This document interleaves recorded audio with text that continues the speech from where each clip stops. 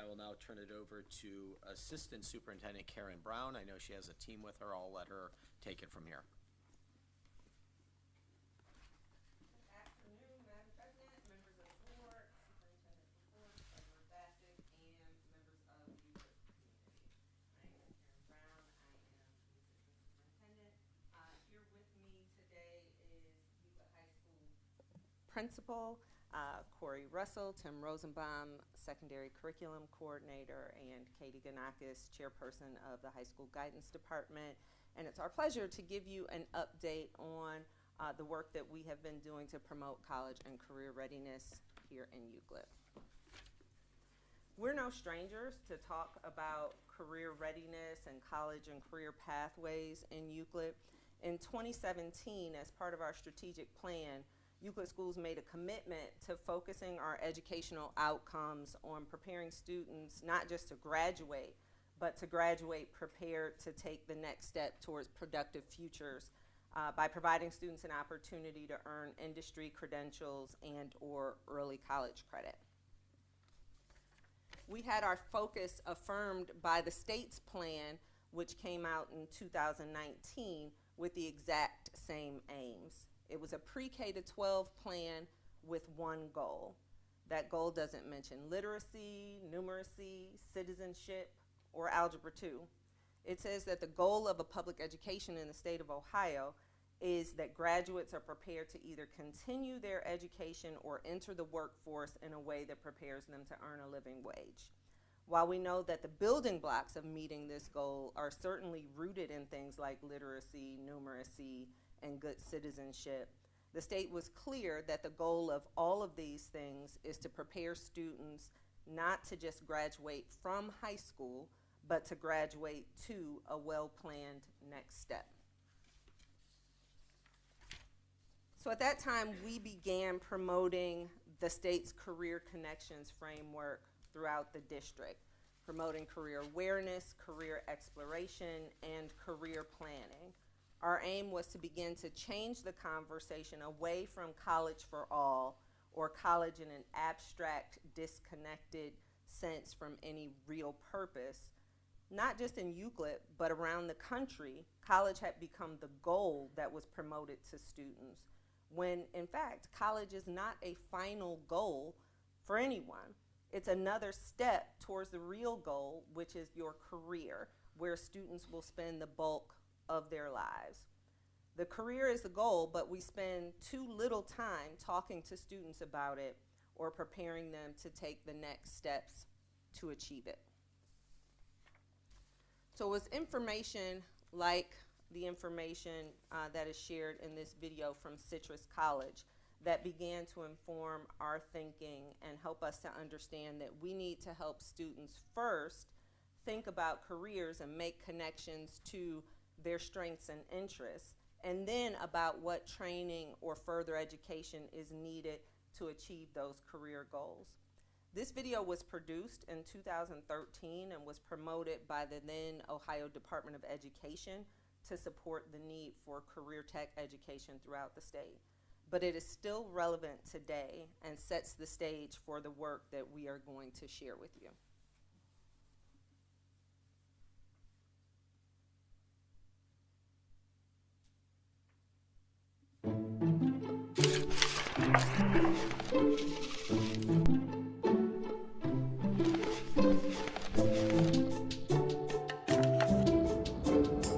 Education is core to our economy.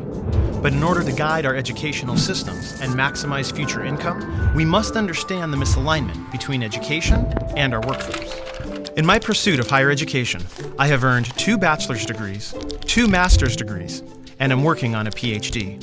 In total, this has cost me over $150,000. I've done all this because I believe formal education is important. Part of this belief came from seeing charts like this, presenting a correlation between higher degrees and higher income, showing on average that a person with a college degree earns far more money than the average person without a high school diploma. This perceived higher earnings for having a 4-year degree has fueled a college for all philosophy, causing educators and parents to encourage going to the university, any university, to major in anything, in pursuit of future job security, social mobility, and financial prosperity. This philosophy has increased college enrollment, resulting in 66% of high school graduates in this country enrolling in higher education right after high school. That's 2 out of 3. Initially, they are deemed the successful ones. But what you won't see advertised is the reality that most drop out, and only a quarter of those that enroll will finish a bachelor's degree. Only after these few graduate do many of them start exploring careers. It is here that they discover that their degree may not have prepared them for the world of work. You may be well educated, but not every degree is direct preparation for employment. This misalignment between degrees and job skills causes half of university graduates to be underemployed in what are called gray-collar jobs, taking positions that do not require the education they have received at a cost that is more than they can afford. Conventional wisdom suggests that a university degree guarantees a higher salary. But with rising education costs, a shrinking job market, and the oversaturation of some academic majors in the workforce, this old advice is now a myth for a majority of students. The economy and the world have dramatically changed. Over the last 3 generations, we've gone from 13% of the population stepping into a college classroom to 60% attending some form of higher education. In 1960, when taking into account all jobs in the American economy, 20% required a 4-year degree or higher, 20% were technical jobs requiring skilled training, and 60% were classified as unskilled. But what's the right percentage to meet the labor market demand for tomorrow? In 2018, Harvard University predicts only 33% of all jobs will require a 4-year degree or more, while the overwhelming majority will be middle-skilled jobs, requiring technical skills and training at the credential or associate degree level. A 4-year degree may have many benefits, but think about the people you know who, from an economic perspective, inefficiently spent time and money to get a degree that perhaps they didn't really need for the career they are in.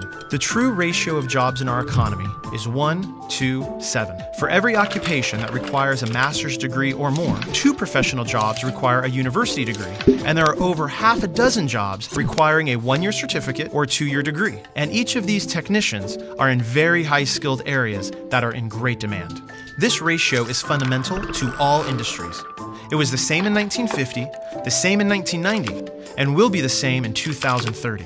The hope for encouraging university education is that as the number of university-trained workers increases, the demand for their services in the workplace will increase as well. Unfortunately, this is not so. The whole pie may get bigger as the labor force and the economy grows, but the ratio will not change. The reality is, there will not be more professional jobs available within the labor market, and some professional jobs have been replaced by technology, or are being outsourced. Well-intentioned attempts to send more and more students straight to the university will not change the types of jobs that dominate our economy, nor will a college-for-all mentality mask these labor market realities. The college-for-all rhetoric that has been so much a part of the current education reform movement is often interpreted as university-for-all. This message needs to be significantly broadened to a post-high school credential-for-all. Students at various educational levels have left school without employable skills, setting up our children for failure, costing them and taxpayers millions. All while the labor market is desperate for highly trained, skilled technicians.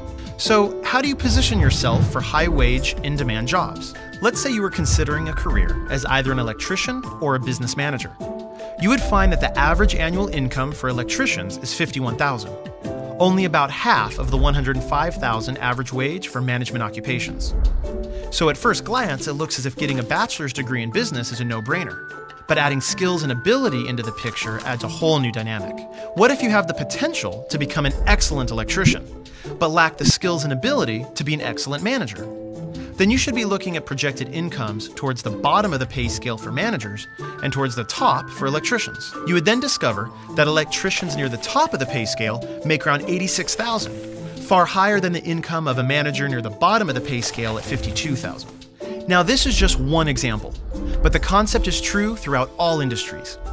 The claim that you will make more money with an increased amount of education is not necessarily inaccurate, it's just incomplete.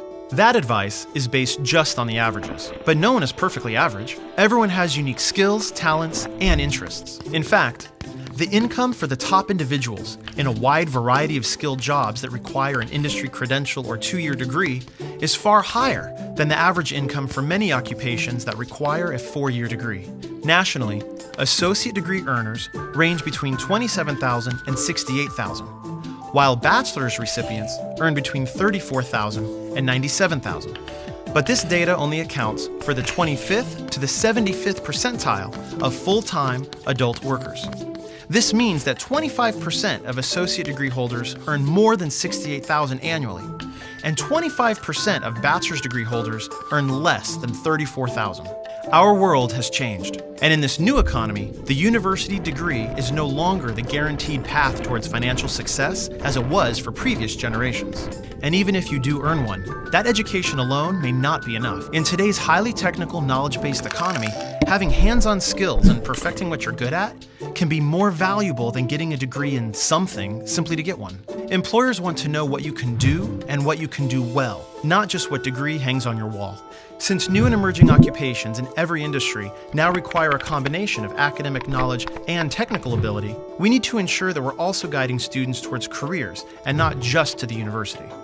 So, before enrolling in classes or deciding what you're going to do next in your life, step 1 is self-exploration. In addition to your interests, really analyze your talents and strengths. Step 2 is career exploration. Understand the jobs available, the income ranges they pay, and evaluate the skills they require. Identifying an area that appeals to your interests, skills, and the labor market may be your first career. And then you can develop a tentative career plan, complete with multiple training and education options. The key is to align your interests and abilities with your first career choice and the education and training you'll need to receive. This alignment will help bring your future into focus and ensure your position at the top of the pay scale in your chosen career. What all this data shows is that success in the new economy is as much about acquiring the knowledge, skills, and abilities needed for in-demand occupations as it is to be well educated.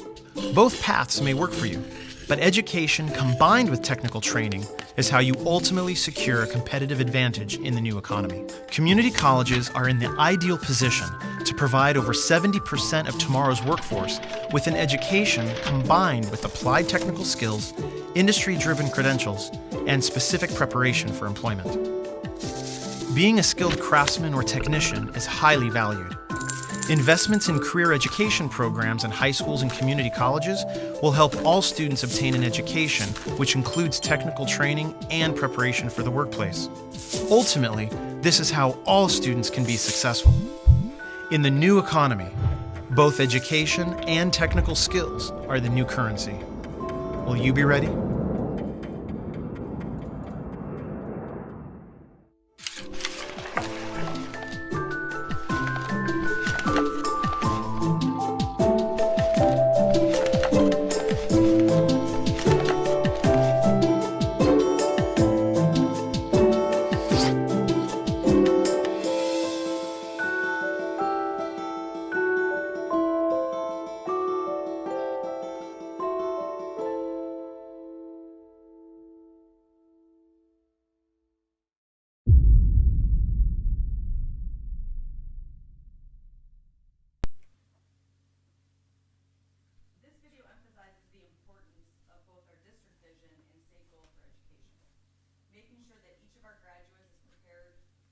To take the next step into what the state calls a meaningful, self-sustaining vocation. In Euclid, we have taken that step further by supporting students in developing agencies and making decisions that are aligned with both their interests and aptitudes, primarily through our school counseling curriculum, which was adopted in 2022, and our implementation of the state-mandated pre-K through 12 career advising plan. Our plan of services is focused on exploration of self and careers using Zello, providing exposure and experiences to career options, and guiding students towards relevant and meaningful coursework that connects students to career. With the addition of elementary school counselors and our college and career readiness software Zello, we feel ready to arm students with the tools they need to make informed decisions about their futures. I will now examine a bit more carefully each aspect of our career advising plan and how it's being implemented. This year, we adopted Zello district-wide as a platform to all students with a meaningful tool to build self-knowledge explore options, and to create a plan. Zello's platform aligns almost perfectly with our plan of services. I'm going to attempt a 1-minute video. We'll see, hopefully it goes well. In this short video, maybe it's not even there. Maybe I'll skip it. I'll skip it. But the video, I can share it with you in another format another time, but it just captures the overall goal of Zello, which falls in line with our desire for all Euclid students to have meaningful experiences in the classroom to connect them to career and future. We want students to have the opportunity to engage in meaningful coursework while they are in high school.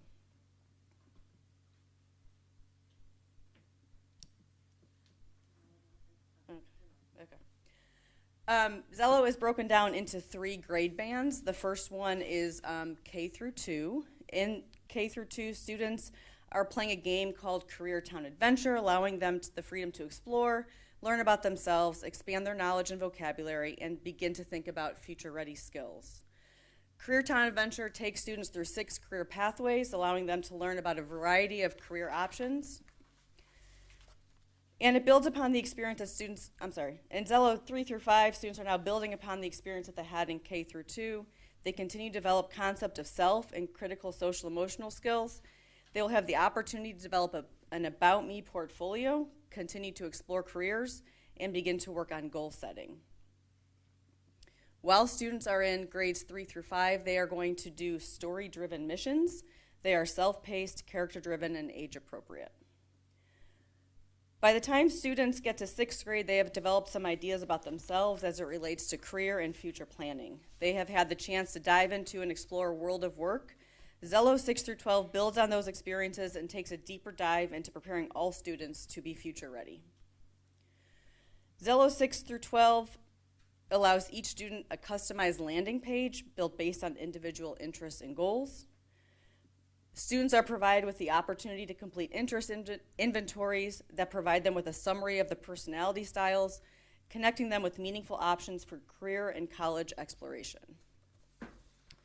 As students spend more time in Zello and interact with the platform, they will be able to view articles, profiles, videos, images, and more information related to careers, schools, and majors they have saved. They can further narrow their interests by selecting topics they're interested in, so that every time they log into Zello, they are met with information based on their interests and goals. We believe that as we continue to utilize Zello and expose our students to the platform, students will become more aware of who they are, the opportunities that lie ahead, and an understanding of the path that will lead them to meeting their career goals. The second piece of the career advising plan is increased opportunities for students to find their passion through career exploration activities and experiences. In the last 2 years, we've seen an increase in the opportunities for students district-wide to take advantage of some of these opportunities. At the high school, we have now had, we're gonna have our 2nd annual career fair this year. There have been many district-wide field trips where students have had the opportunity to go and do some hands-on experiences with various different career options. There has been an elementary career day and a college career fair at Chardon Hills, and we hope to continue to expand on those offerings. The third part of the career plan is helping students make meaningful connections to work through coursework. And so we're going to talk a little about things that we have already established here in Euclid and that we're very proud of. We have an award-winning career tech educational program. Students in CTE are graduating at a higher rate than our non-CTE students. Right now we have 221 Euclid High School students participating in a CTE program. These programs provide a deep dive into career fields and have benefited our students greatly. But we want all students to have this opportunity to make these connections in the classroom, allowing our students to have a better grasp on why school is so important and how it can connect them to their futures. We also have senior-only credential programs providing students with the opportunity to earn credentials that will equip them with the tools they need to be competitive in the workplace upon graduation. We have established work-based learning and CBI programming, allowing students to earn high school credits while engaging in real-world learning through partnerships with local businesses and industries. We also have a very robust College Credit Plus program, which allows students to earn college credits while in high school. This exposes students to college curriculum and prepares them for their post-secondary degrees, often required for their desired career pathway, while providing them also with huge tuition savings.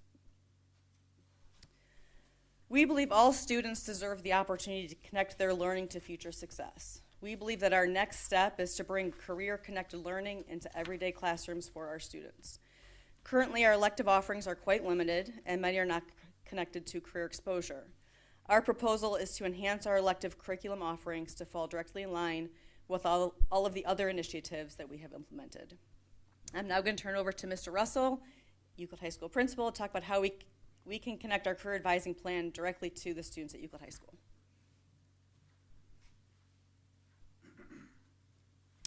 Thanks, Katie. My top priority as the principal of Euclid High School is to ensure we do everything possible to have students on pace to graduate and choose the best college or career path for them.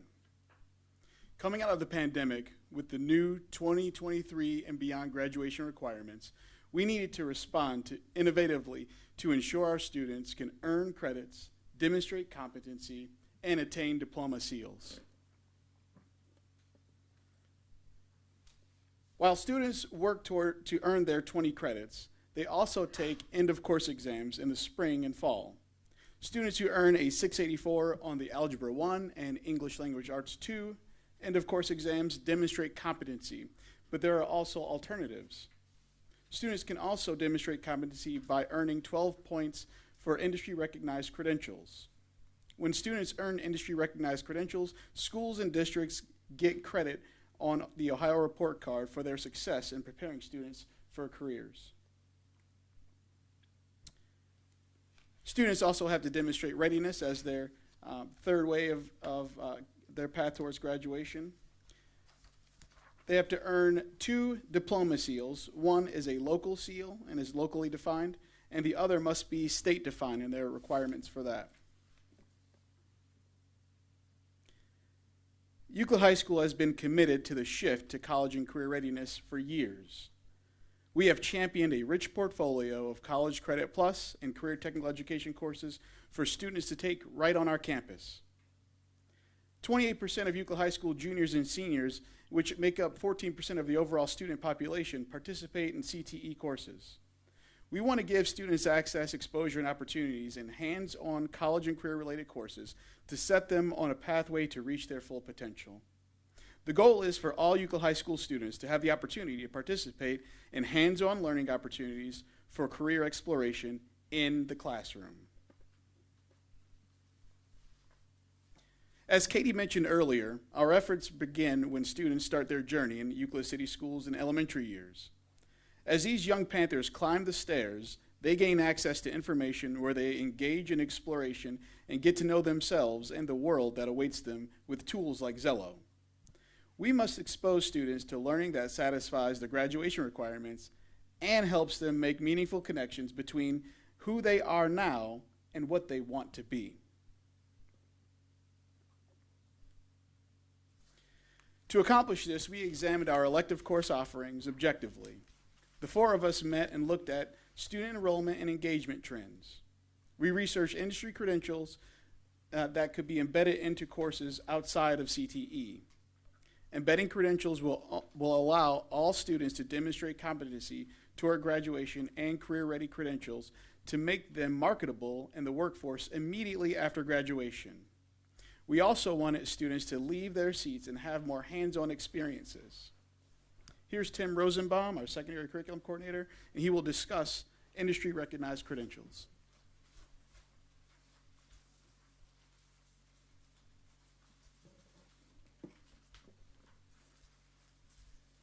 Thanks, Mr. Russell. You just heard Mr. Russell reference industry-recognized credentials a couple times. So what are industry-recognized credentials? Essentially, businesses are in need of qualified workers who have the academic, technical, and professional skills to consistently excel and succeed in the workplace. And the state of Ohio, formerly the Ohio Department of Education and DEW, has recognized that. Industry-recognized credentials are a validation of knowledge or a skill within a particular industry. The credentials could be anything from a certificate, certifications, various certifications, and licenses. The state looks at basically 3 pieces of criteria to determine if something should be considered an industry recognized credential. Number 1, the credential must be recognized by multiple Ohio employers within that specific industry and used by employers when considering applicants for an open position.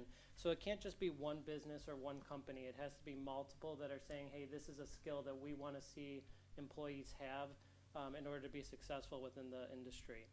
Number 2, the credential must be connected to a job on Ohio's top job list. And then number 3, the credential must be issued by a third party with the appropriate authority to issue such a credential.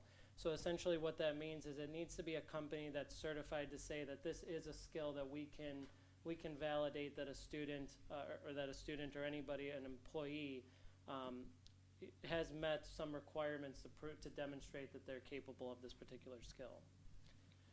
So how do credentials benefit students? Number 1, as Mr. Russell spoke about, it helps students meet graduation requirements.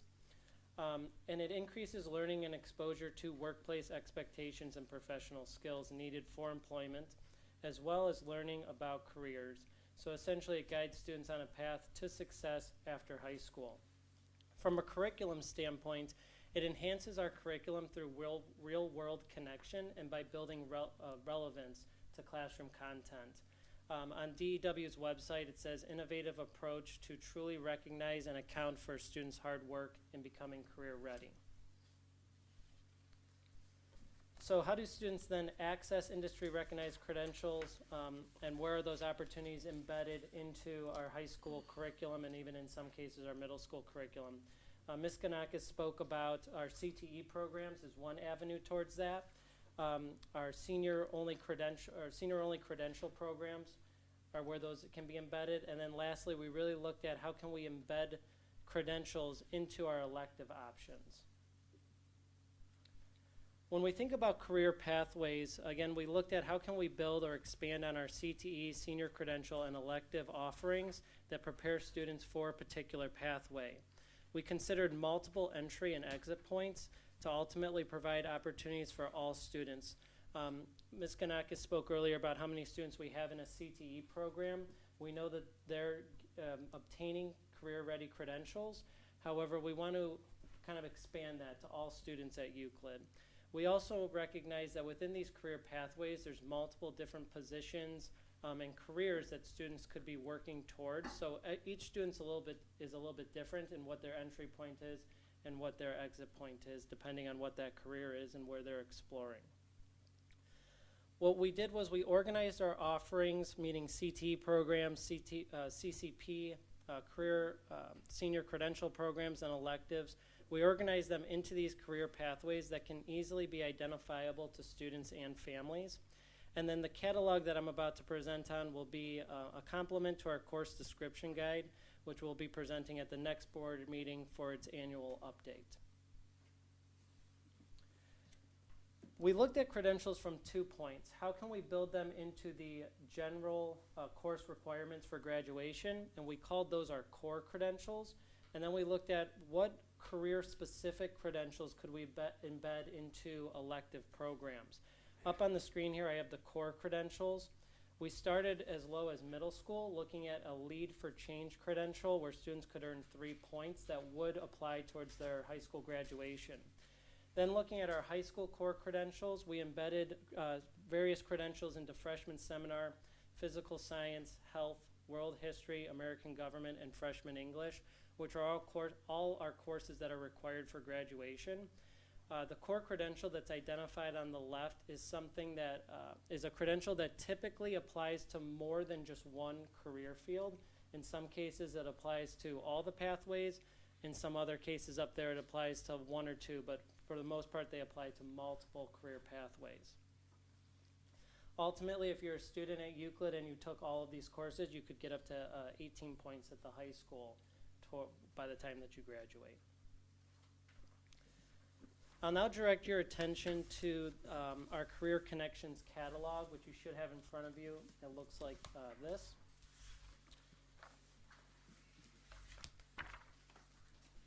Each page within this catalog is going to identify the different course options that we have within a career pathway.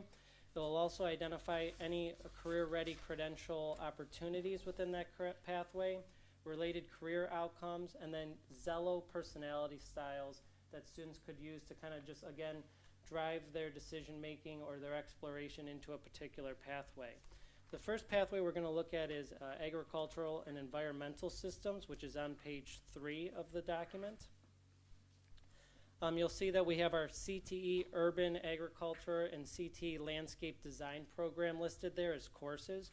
Currently, this is a JTC program, which is specifically designed for students with learning disabilities. We're proposing that next school year we would turn that into a CTE program that would then make that program available for all students, including the students with disabilities. You'll notice that the personality style is thinker and builder.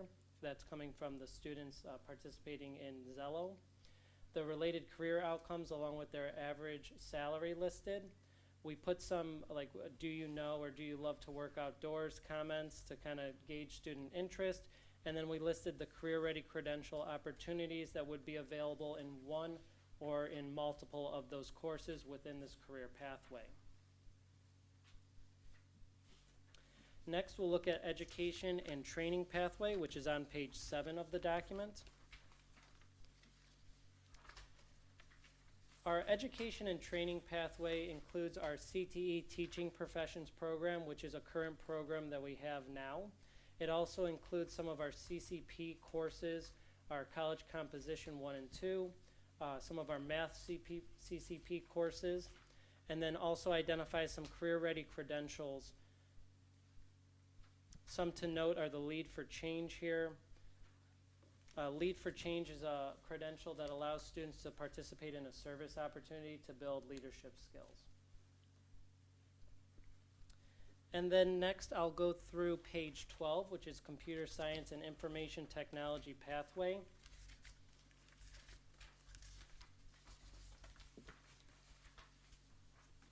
Currently at the high school, we do offer several technology-based electives. However, looking at their curriculum, we wanted to really align them with these career credentials and align them to kind of the career and technology, computer science and technology standards of 2024, 2025. Looking at this pathway then, we listed Tech and STEM as a course. Currently, we do offer Tech and STEM. However, we're looking to propose offering an introduction to Tech and STEM and then an advanced Tech and STEM next school year. We also are proposing to add Intro to Coding and Computer Science, which would use some of the code.org curriculum, and then introducing AP Computer Science Principles, which is an entry-level course, but certainly a advanced level course in computer science where they will be specifically coding using like Java. Graphic design would be kind of a transformation of a course, but a proposal for next school year. We currently have digital imaging. Graphic design is we kind of want to redevelop that to include Photoshop, the Photoshop credential, which you'll see listed there, and then also to attract students not only from the IT pathway, but also from the communications pathway. So you'll see that listed in both areas. Again, you'll see related career outcomes, what might interest a student to participate in this particular pathway, and then the career-ready credentials to the right. And this is something that, you know, we're kind of viewing it as a phase 1, where we really would want to expand this pathway in the future as well. And as you heard from everyone who spoke before me so far, a lot of time and energy has been put into really developing these programs throughout the years. So I think that this is definitely a step in the right direction. And then Mr. Russell.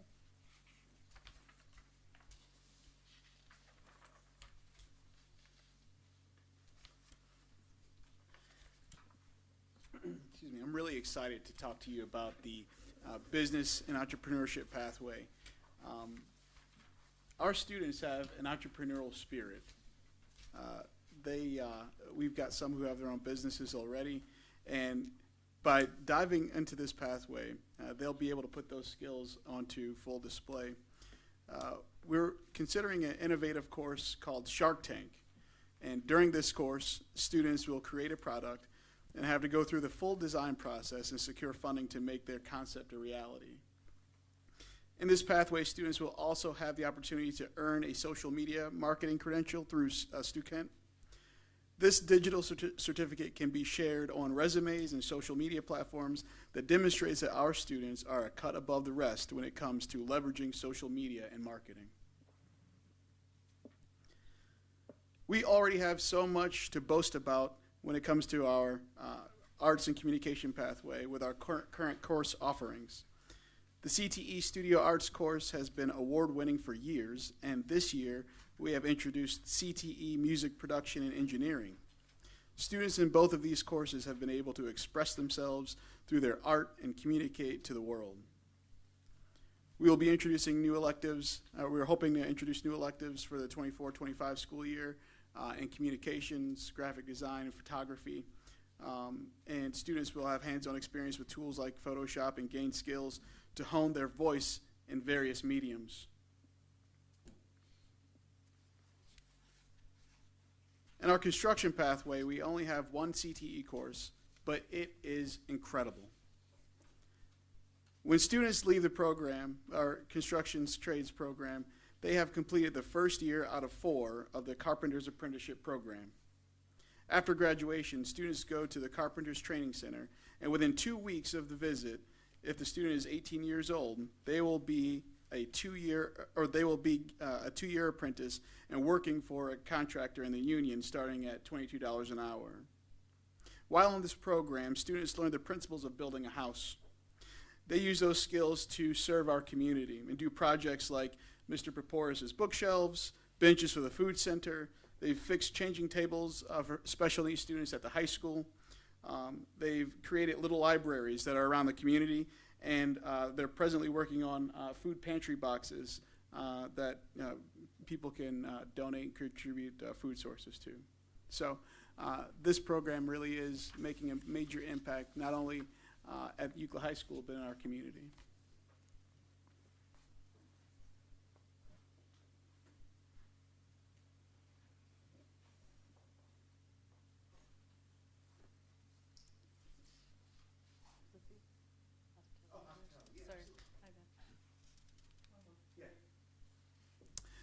In the hospitality and tourism pathway, we have our culinary arts program. And I know that you've all enjoyed the culinary the arts of our students in the bistro. Chef Dan and our students do a tremendous job. But the big thing about this is not only what they are able to produce, but the community that they serve and what they're able to go on and do afterwards. Students have gotten real careers in the hospitality or tourism fields. I know that Chef Dan is big on connecting students with places like Tri-C that they've done work with in different kitchens around the area. So we have a bunch of students who are interested in cooking and baking, and this is a pathway that allows them to take advantage of those skills.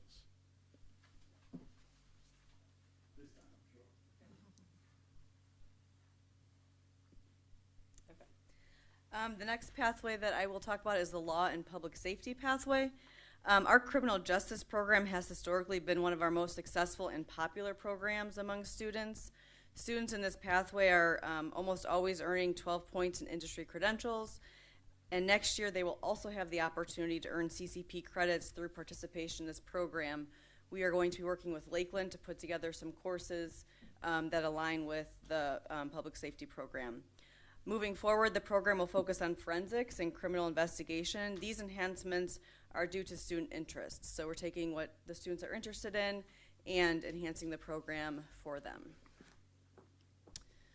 The health professions pathway, currently we have the exercise science program.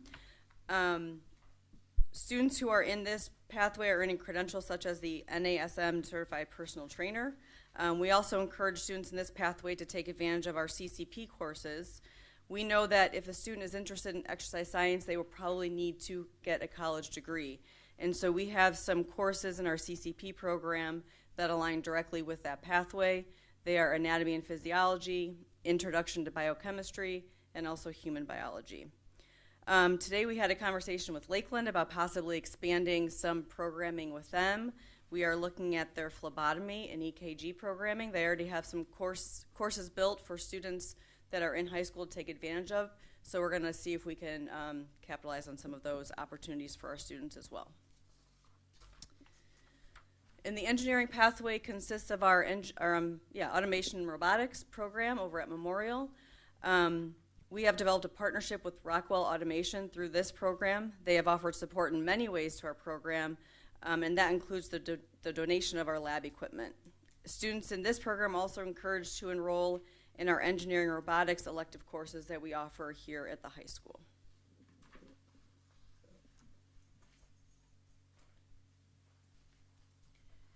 We're excited to introduce programs in the human services pathway for the first time as we have students inquire about these courses every year. We see this as an opportunity not only to teach students skills and ways in which they can apply those skills in various industries, but also to teach them entrepreneurship skills that they can apply to whatever path they ultimately choose to take. In addition to learning the skills necessary to obtain licenses in braiding and shampooing and makeup artistry and threading, students will also learn about marketing, branding, scheduling, customer service, and income tax. Our region is hungry for employees in the manufacturing pathway, and our welding program always has a wait list of students. 100% of students in this program earn at least 12 points of industry credentials through the American Welding Society, and many of them earn double that as our instructor continues to find opportunities for our students to earn credentials that make them marketable in the workforce. Though you see median incomes reported here on the slide, we've had more than one graduate come back to us and report making six figures within 1 year of graduation, and that's with no student loans. So though we aren't presenting a plan today to add programs in this pathway, we will be considering programs in this area over the course of the next school year. With Intel building a $100 billion plant in Ohio, making it possibly the world's largest chip plant, the demand for manufacturing labor in the state of Ohio for semiconductor chips, for cell phones and computers and other technologies is expected to create 25,000 new jobs before 2030.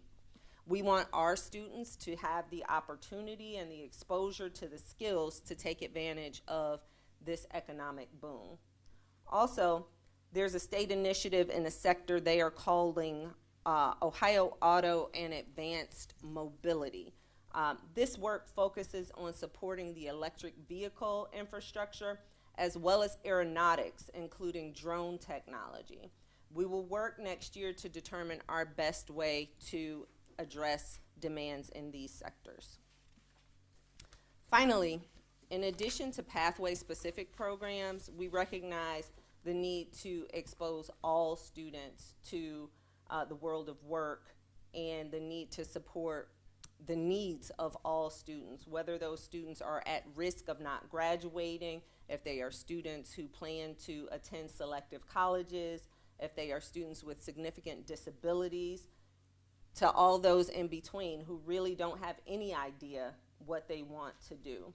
And so to that end, this year we launched a career-based intervention program for 11th and 12th grade students, which allows them to combine online academics with a course on career readiness and engage in supported work experience for high school credit.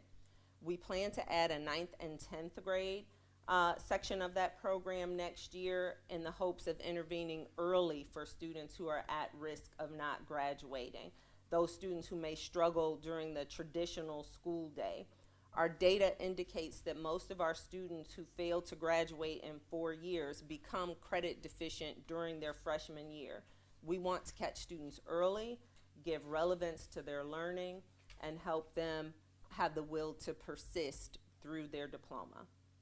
We also launched a job training coordination program this year, or JTC, you will hear it referred to support students with disabilities in gaining skills that will help them become competitively employed upon graduation. These students launched a cafe this year. They support the work in the Family Resource Center.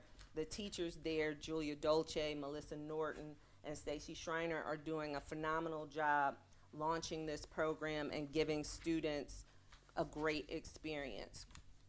Work-based learning experiences are open to all students, and we're continuing to work with our counselors to identify students who may benefit from this practical experience. So in summary, we want the students at Euclid to be prepared for success in the new economy. And we believe that if we live up to the district vision and the one goal for education in the state of Ohio, we will achieve that goal for our students. We know that a strong academic foundation and literacy and numeracy are vital, but we also believe that today more than ever, students need to understand the why in order to persist and stay engaged in their learning. Our three-pronged approach connects pre-K to 12 career advising, where students begin to learn about themselves and how their interests and abilities connect to future careers, with career connections made through our elective offerings, where students can learn and try on new experiences in different pathways, to a robust early college and career program where students can engage in deep learning through our CTE and College Credit Plus programming, earning industry credentials and college credits right here on our campus. We believe that this approach gives us the best chance to meet the needs of all students, but we know that we are not done. We will continue to evaluate our offerings and listen to the guidance of business and industry to ensure that we are preparing students for the labor market that awaits them, not the labor market that awaited us or even those that graduated just a short 10 years ago, but the ever-changing labor market of today. Though we want stability in our programs, we also want to give students and teachers the opportunity to grow and achieve success. We must also monitor a changing labor market, program outcomes, program costs, and student interest to determine a program's viability. Annually, we are committed to conducting holistic program evaluations where we take the things listed on this slide into consideration. It can be true that there's a high labor demand for a specific pathway, but there's little student interest, or that it's too expensive to train students. Sometimes we can identify redundancies or ways where students can get the same training, freeing us up to offer other programs. It can be true that students are interested in a pathway, but also unable to consistently find success while still in high school. On that note, it's important for us to note that the credentials we offer are not student versions of the credentials, but they are the same tests or have the same standards of completion that exist for any adults who are entering into the workforce. This happens to be the case with our fire science EMT program, which we will sadly be recommending for program deletion at the next board meeting. This is our 8th year running the fire science program. We know that this is a viable pathway for students to pursue. However, we'll be recommending program deletion for the following reasons. We've not had any Euclid student earn the firefighter 1 or 2 credentials since 2018. In the last 3 years, both Mentor and Wycliffe have both started senior-only EMT programs, which our students have the opportunity to attend, meaning that our students still have the opportunity to consistently receive this training without us having to run the program ourselves. Finally, the cost of this program is very high, and based on the results and other opportunities our students have, fiscally, it makes sense for us to discontinue this program as we can finance 4 of the new offerings we presented today for the cost of operating fire. These choices are never easy, but we are committed to operating college and career readiness programming that is fiscally responsible, meets the needs of the labor market and the interests of our students. And with that, we will conclude and open ourselves up for questions. I also want to thank Dominic Ferlito, who worked very hard to put together that program complement that you guys have in front of you. So thank you, Dominic. You guys can feel free to join me in case there are questions. You know, I'm sure the board is gonna have questions. I just want to start off, I mean, it was to put this all together in a comprehensive plan, all four of you, thanks, it takes time to do this part. You know, when we talk about opportunities and really looking forward for our kids, I think, you know, this is where it's at. It's not just, and I really like the point about, you know, we've been sending kids, 66% of kids go to college, and only a quarter of them graduate, and then half of that end up in a field that really doesn't match what they went to college for. We headed backwards, so thanks for taking the effort to get this right. And I think this also goes back to like when we adopted science of reading. Now that we know better, we're gonna do better. So I like that you're shifting the focus in what's best for the kids of Euclid. So, and I'll let the board turn over. I already know the answers to my questions because I had the opportunity to already ask them. So, all right. We'll start here on the left. Pam, do you have any questions? Thank you. This is a really very detailed, comprehensive presentation. I really appreciate. I've heard of a lot of these things, and it's nice to see it all in one place. So thank you. I know a lot of work went into this. You mentioned that the graduation percentages were higher in the CTE programs than for the senior class as a whole. And I'm curious, do you know the cause and effect of that? Has there been any additional, look into that? Is it that students who are going into CTE are already on a strong path to graduation and they're more likely to graduate, or is there another factor involved? Anecdotally, I guess what I'll share is nationally that's true. Students who are involved in career tech education persist at a higher rate. Having dealt with the students in our programs, often they are on track when they enter that program in their third year of high school. So yes, I'm sure that plays a factor into it, but we also have some students who enter career tech in the 11th grade off track. And so then we have to do work to make sure that they are able to do credit recovery, go to summer school so that they have room in their schedule to take the career tech courses. So what we wouldn't allow students to do, what we haven't allowed students to do, is to remove a credit that is required for graduation from their schedule in order to pursue a career tech program, because those are elective credits.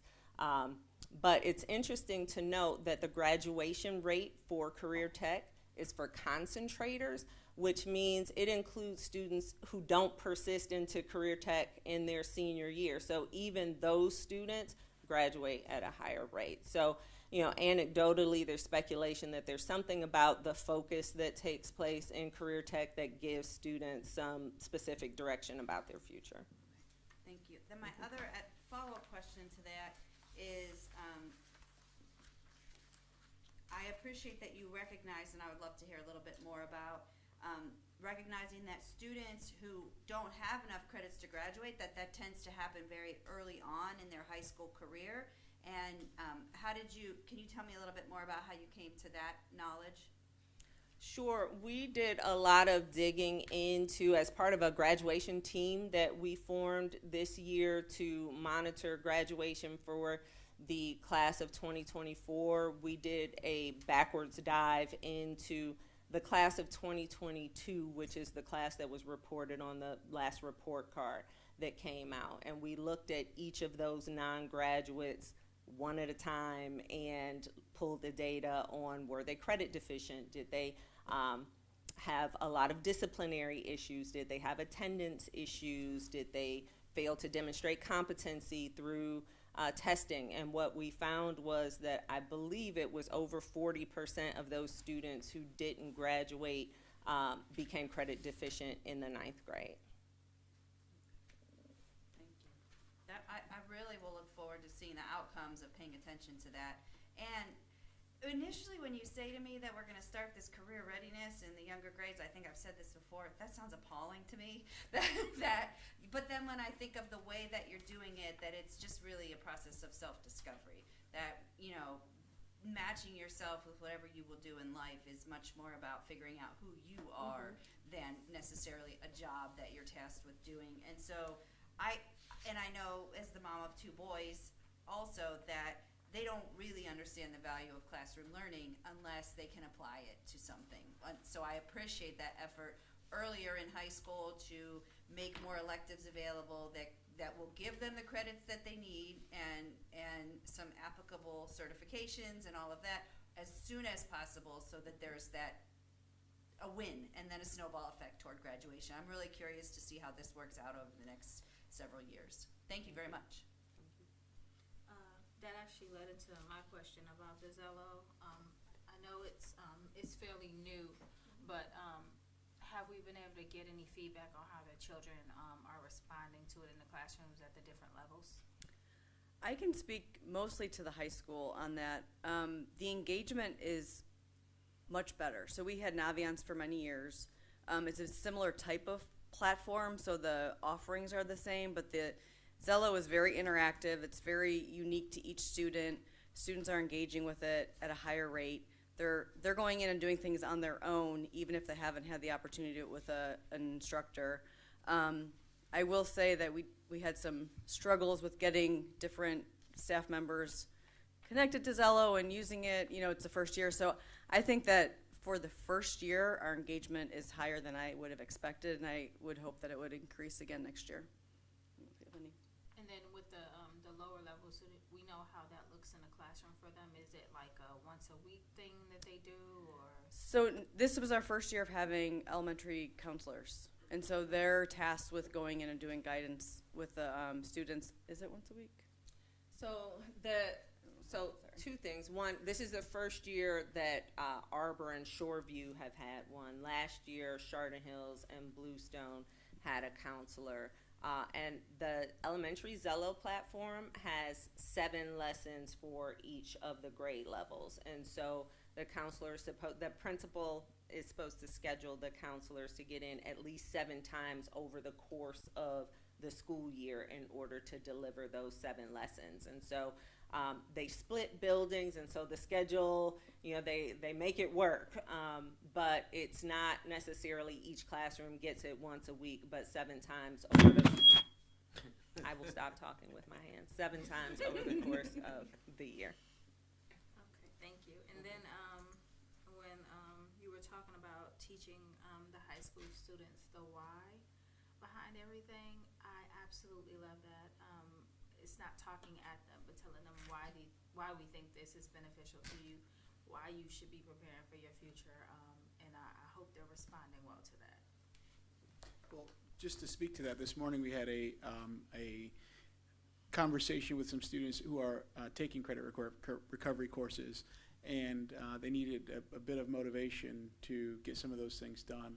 And the whole purpose of the conversation was to demonstrate why. And I played for them some clips of last year's commencement. And we were able to ask them some questions about what commencement, or the idea of graduating, meant to them. And we got to some of their whys and learned some stories about families and things like that, where you know, some of our kids are going to be the first high school graduates in their families. So we talked about how that golden ticket will open up so many opportunities for them after high school, regardless if you decide to go to college or if you jump into a career right away. If you don't have that golden ticket, you limit your options. So we had a that's your why conversation this morning.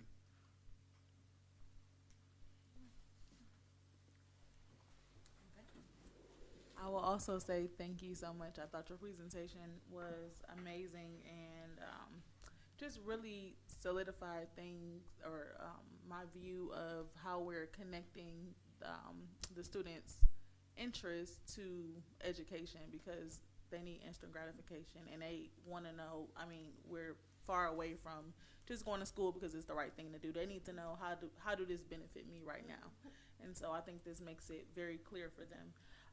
My question, I have two. One would be, do you have any data that shows like how many kids are in each pathway and how, like, what's the percentage of the graduation rate for that particular program? I was kind of interested in seeing how those numbers play out. That's not something you have to give me right now, but something I was thinking as I was looking at all the different pathways and what they're doing, just how many kids are in each area. And then more importantly, because this is so robust and it's a great opportunity, how do we get this information to our parents and get more of our students enrolled in these awesome opportunities we have?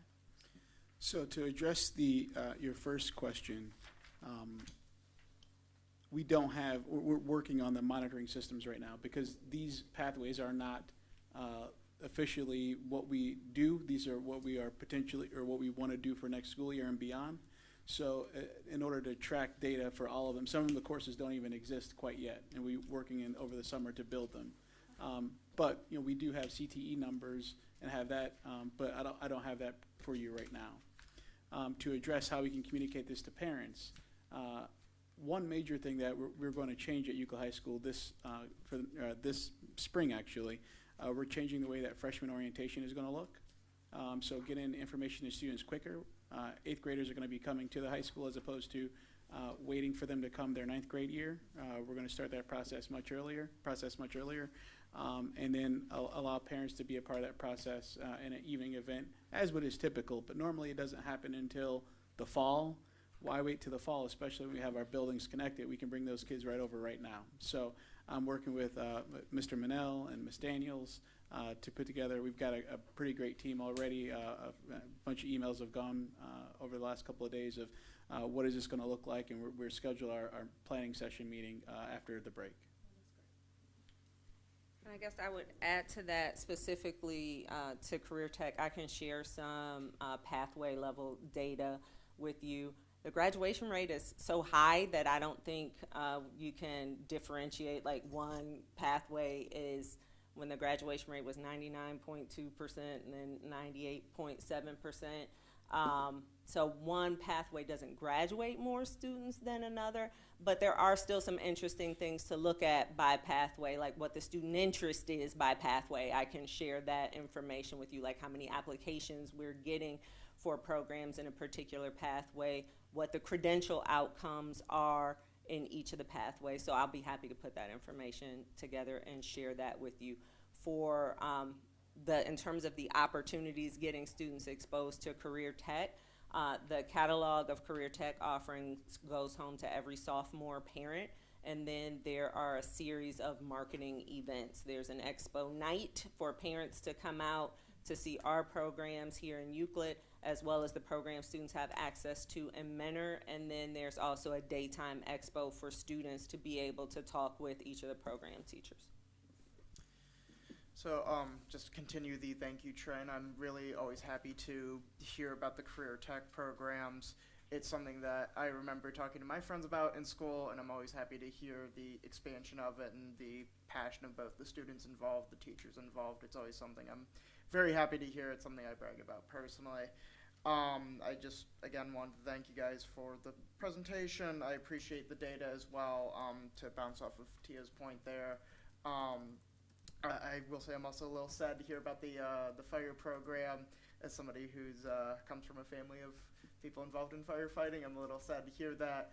But bouncing back to data, I'm at least assuming that goes away. Happy to hear that that can then go to funding for 4 other programs, so at least we can then grow from that. So some bittersweet there, I suppose. So, but again, thank you guys so much, and looking forward to hearing more in the future.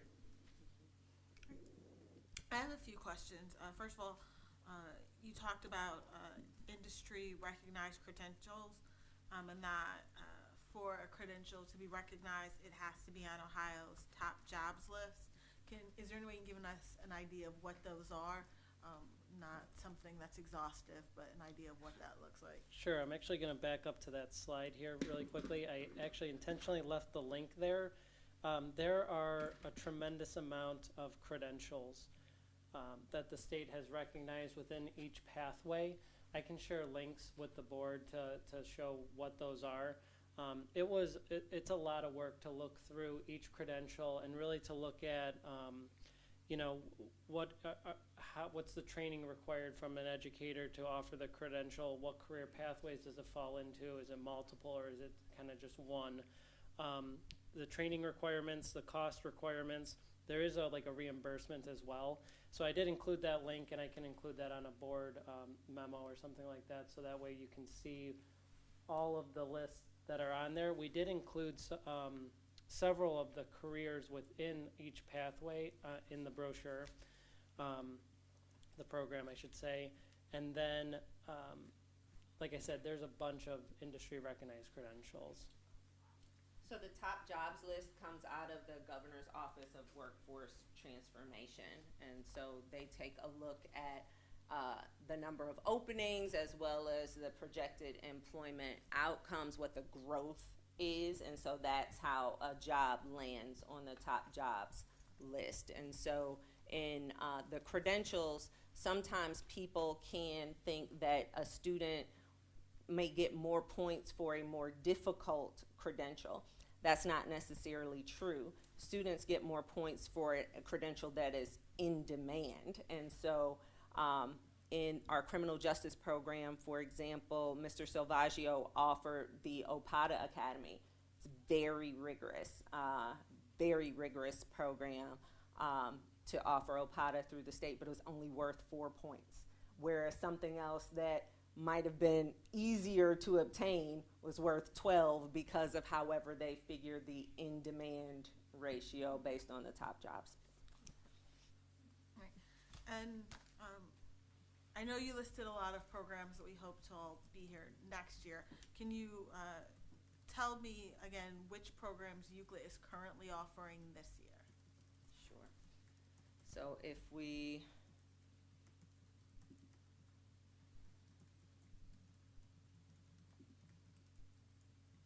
in the agriculture pathway, which is the first thing listed, the first pathway in the program, we offer both of those things this year. We offer the urban agriculture program. I'm going the wrong way. Yeah. The urban agriculture program, and we started the landscape design program this year. The only shift with landscape design is that currently it is focused only on students with disabilities, and we are going to offer that program to everyone beginning next year. But both of those programs currently exist.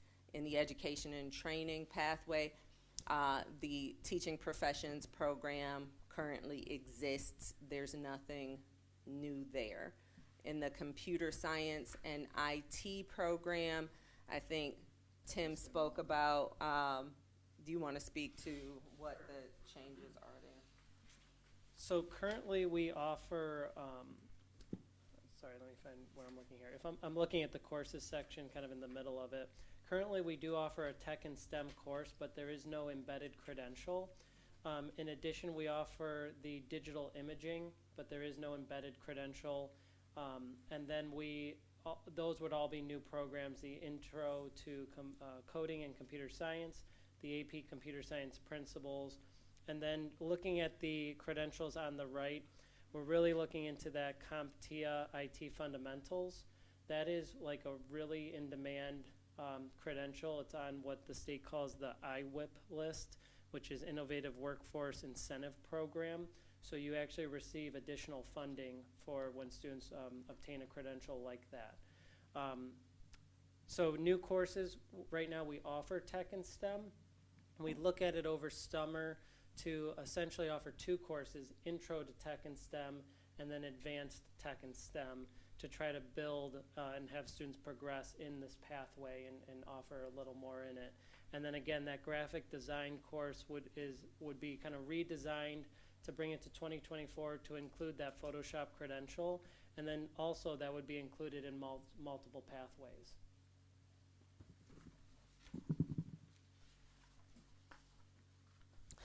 In the business and entrepreneurship, both of those courses would be new. Yeah, so the business and entrepreneurship class would be brand new, as well as the CTE Shark Tank class. We don't offer that currently. Currently, we offer in the arts and communication pathway, the studio art class is one that we presently have. And this year was the first year for the music production and engineering. So if you have time tomorrow afternoon, you can hear the music of those students as they are producing the music for our pep rally. Their beats will be playing over the speakers. But the communications, graphic design, and photography, those would all be new courses.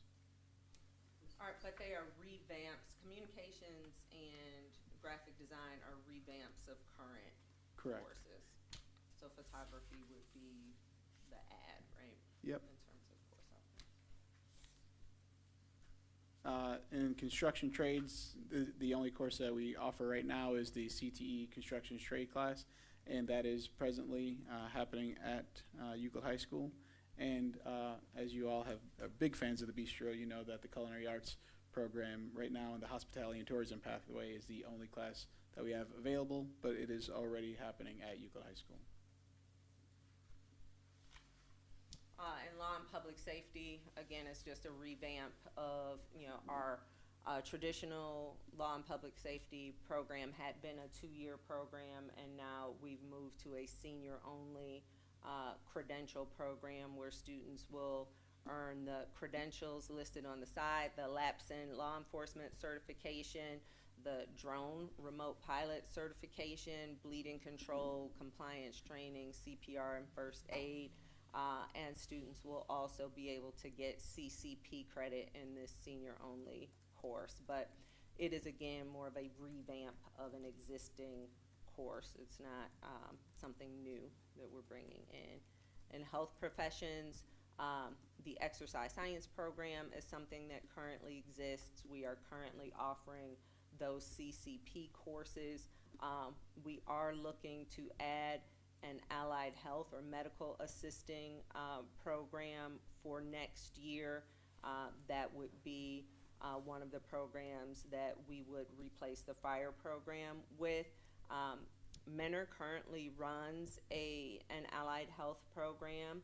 In our compact, there are 24 seats in that program, and we had 124 applicants. So there is a great demand for training in the health professions. We have a number of students who express an interest in that. Robotics and automation is all of these programs are current. There's no additions in that pathway. Ms. Toros. If these programs are added next year and a student expressed an interest in and there wasn't room for them, will they be able to be added for next year? Like if they were a sophomore applying this year and they didn't have room in you said you just referenced that in the allied health program. Is that something that would be possible? So if it's an elective course that is open to all grade levels, then yes, traditionally the way we've handled demand in electives is to prioritize seniors, and then the next year, you get a chance to get in. If it is one of the Career Tech senior only credential programs, then you have to be a senior to take the course. Okay. But yes, if a student was kind of waitlisted, they could take it the next year. We prioritize upperclassmen. Mm-hmm. Okay. The human services, that would be new. The boutique services, that is something new. And manufacturing, the welding program obviously it exists. And then the new program here is the one in yellow, which would just be an extension of CBI to 9th and 10th grade. We're really excited about that because we see it as not only being a help for students who would be identified coming out of the middle school, but also to provide some transition for those students who desire it and families who desire it from our Thrive program at the Memorial Options Center. Because that's such a small program and has been working so well for those students, we recognize that some students may struggle to think about going to the large high school. And so going into a 9th and 10th grade CBI program may be an option that is helpful for those students as well. But the rest are existing programs. And then one final question. How many follow-up, I guess, underclassmen, do we have in the fire science and EMT program currently that are, I guess, Euclid students? Oh. Or I guess total if it's that few. Well, total, there are 19 students. I'd have to look to see specifically what the number of Euclid students are, but I'm glad you asked that question because I meant to say this. We will complete those students who are juniors in the fire science program now. So we will, I spoke with the instructor just today, and we'll identify those students who maybe just want to do the EMT. If they just want to do the EMT, they can go ahead and transition into one of the 2 senior-only EMT programs that are in the compact. If there are students who want to pursue the fire credential, then we will work with Auburn to make sure that those students are able to complete the fire. Yes? I'll tell you though, I went to that one for the senior year, and they were basically like, you have to want nothing in life but to be a firefighter this year if you want to be in this program. And I actually was going to try and talk my son out of it, and then he decided on his own he was not doing that his senior year. So it doesn't seem like a far leap for me to say that, and that to hear back from 2018 that we haven't had one of our students be a graduate of that, that's not, I mean, they really did scare the parents in that program. Like, you have to take a test every single week. This is, you're basically moving on to essentially college right now. And so it doesn't surprise me that we've reached that outcome. Although I do think it's an amazing program and opportunity. Yeah. So, you know, we'll have that, those real conversations with students and families, but certainly since they entered the junior year with the promise of that, we will do whatever we need to do to make sure that students who decide that they want to persist through the fire academy, that we'll support them through that.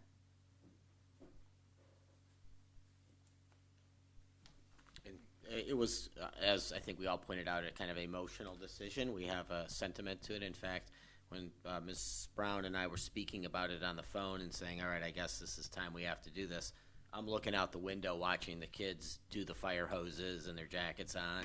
So I said, boy, Karen, of all the days that we had to do this. So anyway, we understand, and I commend the team for saying, if we made a commitment to kids, we're going to let them, and there's still a pathway. There's still a pathway, but, you know, it's not going to be here on campus. So, you know, I think this is the right move. Otherwise, we wouldn't be proposing it. Thank you, everybody.